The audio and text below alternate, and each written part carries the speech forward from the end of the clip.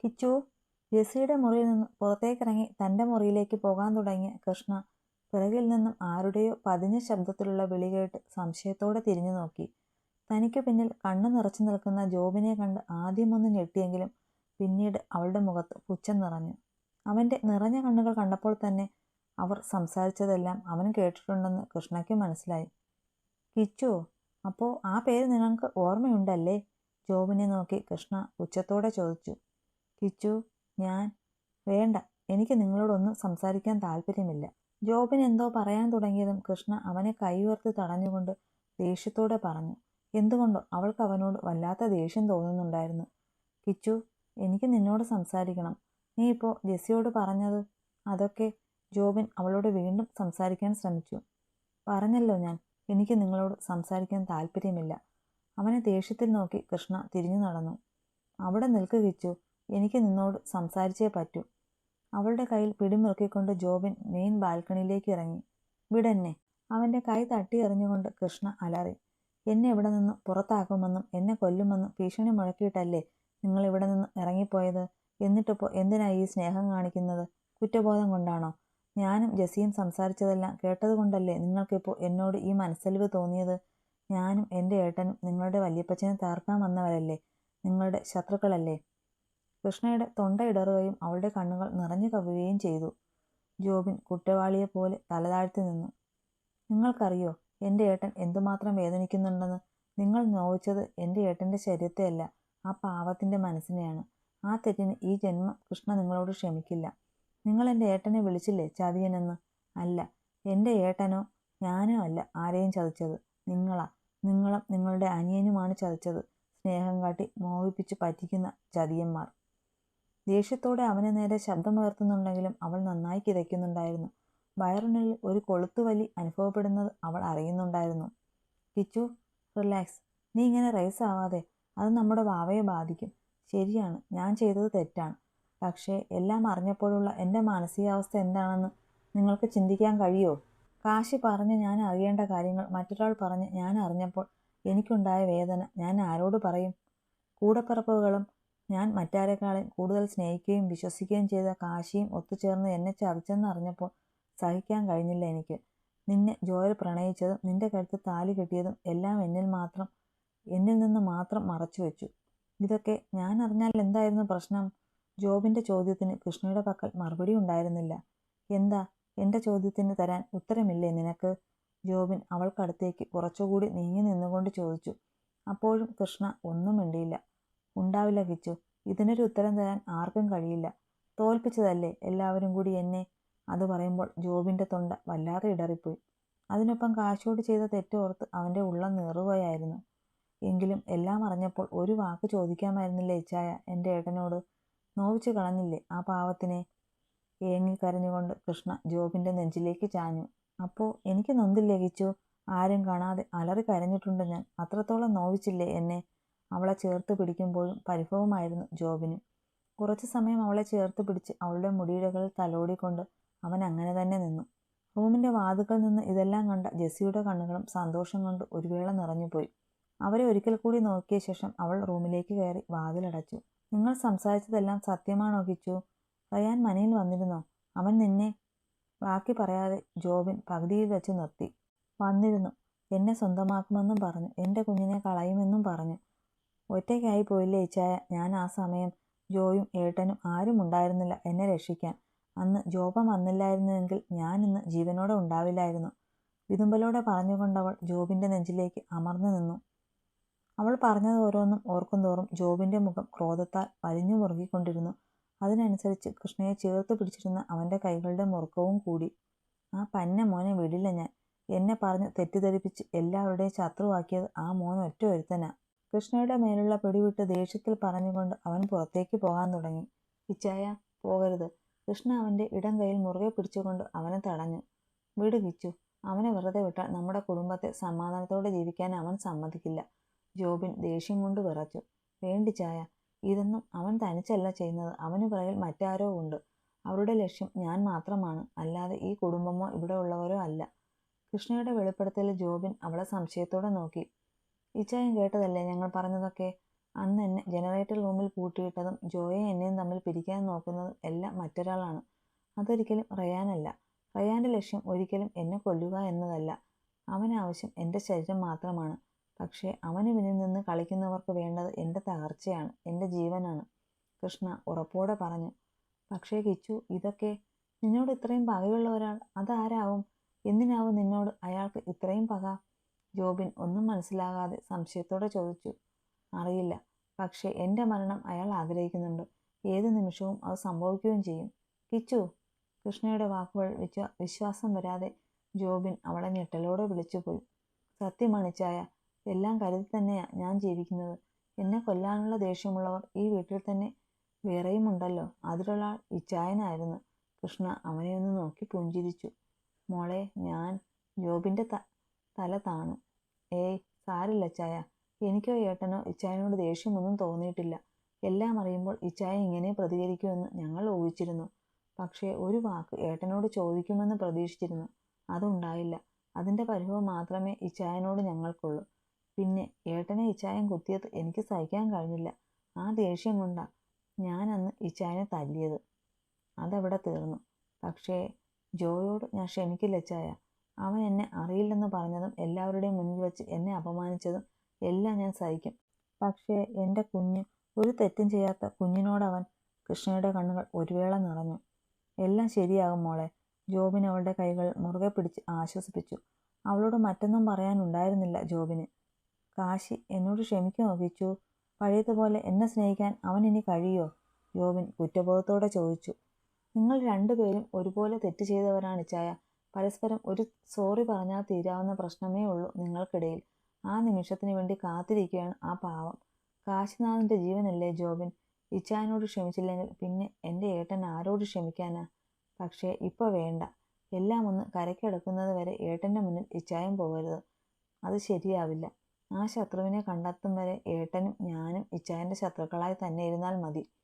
അല്ലെങ്കിൽ ഒരിക്കലും അയാളെ കണ്ടുപിടിക്കാൻ നമുക്ക് കഴിയില്ല. റയാനോട് ഇപ്പോഴുള്ളതുപോലെ തന്നെ ഇച്ചായൻ അടുത്തു നിൽക്കണം. എങ്കിലേ അവൻ്റെ നീക്കം എന്താണെന്ന് എനിക്ക് മനസ്സിലാക്കാൻ കഴിയൂ. അതുവരെ ജോയും കാശിയേട്ടനും ഒന്നും അറിയരുത്. അവർക്ക് രണ്ടുപേർക്കും എടുത്തുചാട്ടം കൂടുതലാണ്. റയാൻ അന്ന് മനയിൽ വന്ന കാര്യം ഞാൻ അവരോട് പറയാതിരുന്നതും അതുകൊണ്ടാണ്. അന്ന് ഞാൻ പറഞ്ഞിരുന്നെങ്കിൽ റയാൻ ഇന്ന് ജീവനോടെ ഉണ്ടാവുമായിരുന്നില്ല. അവൻ ജീവനോടെ വേണം ഇച്ചായ. എന്നാൽ മാത്രമേ അവനെ മുന്നിൽ നിർത്തി ഒളിഞ്ഞു നിന്ന് എനിക്കെതിരെ അസ്ത്രം തൊടുത്തുവിടുന്ന വില്ലനെ കണ്ടെത്താൻ നമുക്ക് കഴിയൂ.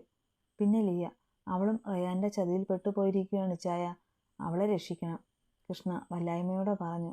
നീ ആദ്യം പറഞ്ഞതെല്ലാം ഞാൻ അനുസരിക്കുകയും അതുപോലെ ചെയ്യുകയും ചെയ്യാം മോളെ. പക്ഷേ ലിയ, അവളുടെ കാര്യങ്ങൾ ഞാൻ ഇടപെടില്ല. അവൾ അവളുടെ ഇഷ്ടം പോലെ ജീവിച്ചോട്ടെ.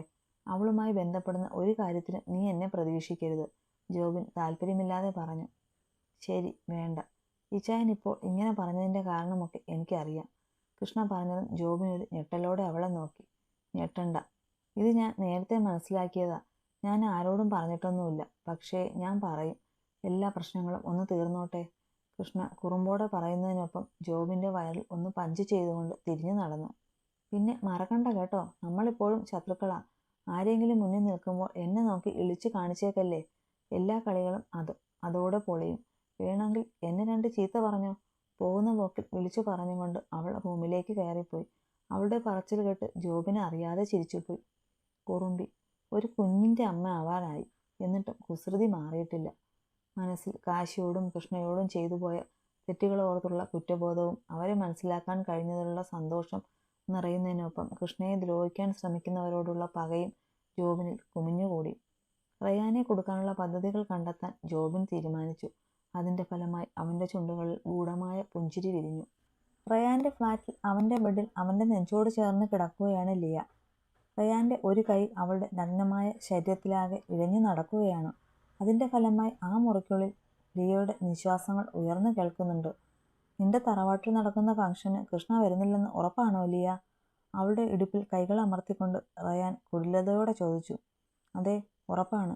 ഷേർലി ആൻറ്റി പറയുന്നത് ഞാൻ കേട്ടതാണ്, ലിയ അവൻ്റെ നെഞ്ചിലേക്ക് ഒന്നുകൂടി ചേർന്ന് കിടന്നുകൊണ്ട് പറഞ്ഞു. ഈ അവസരം പ്രയോജനപ്പെടുത്തണം റയാൻ. അന്നത്തെ രാത്രി കുരിശിങ്കൽ തറവാട്ടിൽ മറ്റാരും ഉണ്ടാവില്ല. പിറ്റേ ദിവസം മിന്നുകെട്ടും കഴിഞ്ഞിട്ട് എല്ലാവരും കളരിക്കൽ നിന്ന് തിരികെ വരൂ. അതുവരെ നിനക്ക് സമയമുണ്ട്. അവളെ എങ്ങനെയെങ്കിലും തീർത്തേക്കണം. റയാനിൽ നിന്ന് അടർന്നു മാറി ഹെഡ്ബോർഡിലേക്ക് ചാഞ്ഞിരുന്നു കൊണ്ട് കൃഷ്ണ ദേഷ്യത്തോടെ പറഞ്ഞു. അതിൻ്റെ ആവശ്യമില്ല ലിയ. ഞാൻ അവളെ ഒന്നും ചെയ്യാൻ പോകുന്നില്ല. അവളുടെ മരണം ആഗ്രഹിക്കുന്നവർ വേറെയുണ്ട്. ഈ അവസരം അവർക്കുള്ളതാണ്. ഈ വിവരം അവിടെ അറിയിക്കുക എന്നത് മാത്രമാണ് എൻ്റെ ജോലി. അവൾക്കൊപ്പം ഹെഡ്ബോർഡിലേക്ക് ചാഞ്ഞിരുന്നു കൊണ്ട് റയാൻ പുച്ഛച്ചിരിയോടെ പറഞ്ഞു. വേറെയാളോ? നീ എന്തൊക്കെയാ പറയുന്നത്? കൃഷ്ണയെ ഇല്ലാതാക്കാൻ ആഗ്രഹിക്കുന്ന മറ്റാരെങ്കിലും ഉണ്ടോ? ലിയയിൽ സംശയം നിറഞ്ഞു. അത് അങ്ങനെയല്ല ലിയ. ഞാൻ അവിടേക്ക് നേരിട്ട് പോകില്ലെന്നാ ഉദ്ദേശിച്ചത്. അത് പ്രശ്നമാകില്ലേ? പകരം വേറെ ആരെയെങ്കിലും അയക്കാമെന്ന് കരുതിയാ ഞാൻ. ലിയയുടെ സംശയത്തോടെയുള്ള നോട്ടം നേരിടാനാകാതെ റയാൻ എങ്ങനെയൊക്കെയോ പറഞ്ഞൊപ്പിച്ചു. താൻ പറഞ്ഞുപോയ അബദ്ധത്തെക്കുറിച്ച് ഓർത്തതും അവൻ വല്ലാതെ പരിഭ്രമിച്ചു. ഓ അങ്ങനെ. അത് ശരിയാണ്. നീ നേരിട്ട് പോയാൽ കളി മാറും. രോഹിച്ചായം വല്ലതും നിന്നെ കണ്ടുപിടിച്ചാൽ അതോടെ തീരുമല്ല. അതുകൊണ്ട് നീ പറഞ്ഞ വഴി തന്നെയാണ് നല്ലത്. റയാൻ പറഞ്ഞത് അപ്പാടെ വിശ്വസിച്ചുകൊണ്ട് ലിയ അവനെ അനുകൂലിച്ചു. താൻ പറഞ്ഞ നുണ അവൾ വിശ്വസിച്ചെന്ന് മനസ്സിലായപ്പോൾ റയാൻ ഒരു കൈകൊണ്ട് അവളെ തന്നിലേക്ക് വലിച്ചടുപ്പിച്ചുകൊണ്ട് അവളുടെ ചുണ്ടുകളെ ആവേശത്തോടെ കടിച്ചു വായിലാക്കി നുണഞ്ഞു. ഒരു കുറുകലോടെ ലിയയും ആ ചുംബനത്തിൽ പങ്കുചേർന്നു. ഇതൊക്കെ രാവിലെ ചെയ്താൽ പോരെ മമ്മി? അല്ലെങ്കിൽ രാത്രി കൂടി ഡെയ്സി ചേച്ചിയെ ഇവിടെ നിർത്താൻ പാടില്ലേ? സിങ്കിൽ കിടക്കുന്ന പാത്രങ്ങൾ കഴുകിക്കൊണ്ടിരിക്കുന്ന ഷെർലിയെ നോക്കി കിച്ചൺ സ്ലാബിൽ കയറിയിരുന്നു കൊണ്ട് കൃഷ്ണ ചോദിച്ചു. ചോദിക്കുന്നതിനോടൊപ്പം കൈയിരിക്കുന്ന പാത്രത്തിൽ നിറയെ ഇരിക്കുന്ന നെല്ലിക്ക ഓരോന്നെടുത്ത് പാത്രത്തിന്റെ അറ്റത്ത് വെച്ചിരിക്കുന്ന ഉപ്പിൽ മുക്കി കടിച്ചു മുറിച്ച് കൊതിയോടെ കഴിക്കുന്നുമുണ്ട്. ഓ എൻ്റെ പെണ്ണെ, നീ ഈ സമയത്ത് ഇതൊക്കെ കഴിച്ച് വയറ് കേടാക്കല്ലേ. കൃഷ്ണയുടെ തീറ്റ കണ്ട് റോസി തലയിൽ കൈവച്ചുകൊണ്ട് പറഞ്ഞു. ഒന്ന് പോ റോസി ആൻറ്റി, എനിക്ക് കൊതിയായിട്ടല്ലേ. ഇതൊക്കെ തോന്നുമ്പോഴല്ലേ കഴിക്കാൻ പറ്റൂ. അവരെ നോക്കി ചുണ്ടു കോട്ടിക്കൊണ്ട് കൃഷ്ണ വീണ്ടും നെല്ലിക്ക ഉപ്പിൽ മുക്കി ആസ്വദിച്ച് കഴിക്കാൻ തുടങ്ങി. ഈ പെണ്ണ്. അതിങ്ങ് താ, മതി, ബാക്കി നാളെ തിന്നാം. കൃഷ്ണയുടെ കയ്യിൽ നിന്നും പാത്രം പിടിച്ചു വാങ്ങിക്കൊണ്ട് റോസി അവളെ നോക്കി പേടിപ്പിച്ചു. മമ്മി ദേ നോക്ക്, ഈ ആൻറ്റി ചെയ്തത് കണ്ടോ? അതിങ്ങ് തരാൻ പറ മമ്മി. കൃഷ്ണ ചിണുങ്ങിക്കൊണ്ട് കിച്ചൺ സ്ലാബിൽ നിന്ന് പതിയെ താഴേക്ക് ഇറങ്ങി. അവൾ പറയുന്നത് കേക്ക് കിച്ചു. ഈ സമയത്ത് അതൊന്നും കഴിക്കണ്ട. വയറ് കേടാവും. നാളെ രാവിലെ നിനക്ക് വേണ്ടുന്നത്രയും നീ കഴിച്ചോ. ഇപ്പോൾ വേറെ എന്തെങ്കിലും വേണമെങ്കിൽ പറ, ഉണ്ടാക്കിത്തരാം. പാത്രങ്ങളെല്ലാം കഴുകി വെച്ച് സാരിത്തുമ്പിൽ കൈയും തുടച്ചുകൊണ്ട് ഷേർലി കൃഷ്ണയ്ക്കും റോസിക്കും ഇടയിലേക്ക് വന്നു നിന്നു. എങ്കിൽ എനിക്ക് മസാല ദോശ മതി. ഷേർലി പറഞ്ഞത് കേട്ട് കൃഷ്ണ കൊതിയോടെ ചുണ്ട് നുണഞ്ഞുകൊണ്ട് പറഞ്ഞു. മസാല ദോശയോ? ഞാൻ ഈ സമയത്ത് മസാല ദോശയ്ക്ക് എവിടെ പോകാനാ? നീ ഞങ്ങൾക്ക് ഉണ്ടാക്കി തരാൻ പറ്റിയ വല്ലതും പറയൂ പെണ്ണേ. ഷേർലി തലയിൽ കൈവച്ചു പോയി. എനിക്ക് മസാല ദോശ മതി. കൃഷ്ണയിൽ വാശി നിറഞ്ഞു. എടി രാത്രി 11 മണിക്ക് നിനക്ക് കൊതി തോന്നാൻ മസാല ദോശ അല്ലാതെ വേറൊന്നും കിട്ടിയില്ലേ? അല്ല, എനിക്ക് അറിയാൻ പാടില്ലാഞ്ഞിട്ട് ചോദിക്കുക. ഈ ഗർഭിണികൾക്ക് മാത്രമെന്താ മസാല ദോശയോട് ഇത്രയും കൊതി? അവരുടെ സംസാരം കേട്ട് അവിടേക്ക് വന്ന ജെസ്സി കൃഷ്ണയുടെ തലയിൽ ഒരു കൊട്ടു കൊടുത്തുകൊണ്ട് ചോദിച്ചു. അത് നീ ഗർഭിണിയായി നോക്ക്, അപ്പോൾ അറിയാം. ജെസ്സിയെ പുച്ഛിച്ചുകൊണ്ട് കൃഷ്ണ മുഖം വീർപ്പിച്ച് കൈയും കെട്ടി സ്ലാബിലേക്ക് ചാഞ്ഞു നിന്നു. നോക്കിയേ, പെണ്ണിന്റെ മുഖം വീർത്തത്. എൻ്റെ ഈശോയെ, ഈ സമയത്ത് ഇനി ആരാ ഇവൾക്ക് മസാല ദോശ വാങ്ങാൻ പോകുന്നത്? എനിക്ക് ആരും വാങ്ങിത്തരണ്ട. ഞാൻ എൻ്റെ ജോയോട് പറഞ്ഞോളാം. അവരെ മൂന്നാളെയും നോക്കി ചുണ്ടു കോട്ടിക്കൊണ്ട് കൃഷ്ണ ചവിട്ടിത്തുള്ളി കിച്ചണ് പുറത്തേക്ക് നടന്നു. അതിന് നീ ഇച്ചായനോട് സംസാരിക്കൂ. നീ ഇച്ചായനോട് മൗനവ്രതത്തിലല്ലേ? പിന്നെ എന്നാ പറയാനാ ഈ കാവടി തുള്ളി പോണേ? കൃഷ്ണയെ ദേഷ്യം പിടിപ്പിക്കാനായി ജെസ്സി പിറകിൽ നിന്ന് ഉറക്കെ വിളിച്ചു ചോദിച്ചു. ഓ, ഈ കാര്യത്തിന് പിണക്കമൊന്നും എനിക്ക് പ്രശ്നമല്ല. അവൻ്റെ കൊച്ചല്ലേ, അപ്പോൾ അവൻ തന്നെ വാങ്ങിത്തരണം. നീ പോടി. തിരിഞ്ഞു നോക്കി ജെസ്സിയെ പുച്ഛിച്ചുകൊണ്ട് കൃഷ്ണ വെട്ടിത്തിരിഞ്ഞ് മുന്നിലേക്ക് നടന്നു. അവളുടെ പോക്ക് കണ്ട് അവരും മൂന്നാളും പൊട്ടിച്ചിരിച്ചുപോയി. കിച്ചു കിച്ചണിൽ നിന്ന് ഇറങ്ങി മുകളിലേക്കുള്ള പടികൾ കയറാനായി വന്നപ്പോഴാണ് പിറകിൽ നിന്ന് ജോബിന്റെ വിളി കൃഷ്ണ കേട്ട് തിരിഞ്ഞു നോക്കിയത്. അവൾക്ക് പിറകിൽ ഒരു കവറും പിടിച്ച് ചെറിയൊരു പുഞ്ചിരിയോടെ നിൽക്കുകയാണ് ജോബിൻ. എന്താ ചായ, ഇതെന്താ കവറൊക്കെ? അവനെയും കവറിലേക്കും നോക്കിക്കൊണ്ട് കൃഷ്ണ സംശയത്തോടെ നോക്കി. ഒരു മിനിറ്റ് നിൽക്ക്, ആരെങ്കിലും വരുന്നുണ്ടോയെന്ന് നോക്കട്ടെ ഞാൻ. അവളെ സൈഡിലേക്ക് മാറ്റി നിർത്തി അവൻ ചുറ്റിനും കണ്ണുകൾ പായിച്ചുകൊണ്ട് പറഞ്ഞു. ഓ എൻ്റെ ചായ, ഇവിടെ എങ്ങും ആരുമില്ല. ജെസ്സിയും മമ്മിയും റോസി ആൻറ്റിയും കിച്ചണിലാ. വല്യപ്പച്ചനും വല്യമ്മച്ചിയും കിടന്നു. ജോപ്പനും ജോസഫ് അങ്കിളും വന്നിട്ടില്ല. ജോബിന്റെ വെപ്രാളം കണ്ട് കൃഷ്ണ അവനെ പിടിച്ച് അവൾക്ക് നേരെ തിരിച്ചു നിർത്തിക്കൊണ്ട് പറഞ്ഞു. ജാൻസി ആൻറ്റി കാണും. അവർക്ക് തലയ്ക്ക് ചുറ്റും കണ്ണ. ജോബൻ വീണ്ടും കൃഷ്ണയ്ക്ക് പിറകിലേക്ക് ഏന്തി വലിഞ്ഞു നോക്കിക്കൊണ്ട് പറഞ്ഞു. അതിന് അവരാരും ഇവിടെ ഇല്ലല്ലോ. അവരൊക്കെ കളരിക്കലേക്ക് പോയി. ഇനി കുറച്ച് ദിവസമല്ലേ ഉള്ളൂ അവിടുത്തെ കല്യാണത്തിന്. അത് ശരി, പോയോ ശല്യങ്ങൾ? സമാധാനമായി. ദാ ഇത് പിടിക്ക്, ഞാൻ നിനക്ക് വേണ്ടി വാങ്ങിയതാ. കൃഷ്ണ പറഞ്ഞത് കേട്ട് നീട്ടി ശ്വാസം വിട്ടുകൊണ്ട് കയ്യിലിരുന്ന കവർ അവൾക്ക് നേരെ നീട്ടി ജോബിൻ. ഇതെന്താ ഇച്ചായ? കവർ കയ്യിലേക്ക് വാങ്ങിക്കൊണ്ട് അവൾ സംശയത്തോടെ അവനെ നോക്കി. തട്ടുദോശയാ. ഇങ്ങോട്ട് വരുന്ന വഴിക്ക് ബീച്ച് റോഡിൽ നല്ല ചൂട് ദോശയും ബീഫ് റോസ്റ്റും ചട്നിയും കൊടുക്കുന്ന ഒരു തട്ടുകട കണ്ടു. അപ്പോൾ പിന്നെ വാങ്ങിയേക്കാമെന്ന് കരുതി. നിനക്ക് ഇഷ്ടാവൂന്ന് എനിക്ക് തോന്നി, അതാ വാങ്ങിയത്. ഈ സമയത്ത് ഇങ്ങനെ ഓരോന്നൊക്കെ കഴിക്കാൻ തോന്നില്ലേ നിങ്ങൾക്ക്? ജോബിൻ വാത്സല്യത്തോടെ അവളുടെ തലയിൽ തഴുകിക്കൊണ്ട് പറഞ്ഞു. താങ്ക് യു ഇച്ചായ. മസാല ദോശ വാങ്ങാൻ ജോയോട് പറയാൻ പോവുമായിരുന്നു ഞാൻ. ഇന്നിനി ഇത് മതി, വേറൊന്നും വേണ്ട. ഞാൻ വേഗം പോയി കഴിക്കട്ടെ. മണം വന്നിട്ട് തന്നെ കൊതിയാകുന്നു. കവർ മൂക്കിലേക്ക് അടുപ്പിച്ചു പിടിച്ച് അതിൻ്റെ വാസന നാസികയിലേക്ക് വലിച്ചു കയറ്റിക്കൊണ്ട് അവൾ കൊതിയോടെ പറഞ്ഞു. ശേഷം ജോബിനെ നോക്കി ഒന്ന് ഇളിച്ചു കാണിച്ച് കവറും കെട്ടിപ്പിടിച്ച് അവൾ വേഗത്തിൽ മുകളിലേക്കുള്ള പടികൾ കയറി. പയ്യെ പോകിച്ചു, ഇങ്ങനെ കിടന്ന് ഓടാതെ. വേഗത്തിൽ പടികൾ ഓടിക്കയറുന്ന കൃഷ്ണയെ അവൻ ശാസനയോടെ വിലക്കി. അവനെ ഒന്ന് തിരിഞ്ഞു നോക്കി നാവ് കടിച്ചുകൊണ്ട് കൃഷ്ണ പതിയെ പടികൾ കയറാൻ തുടങ്ങി.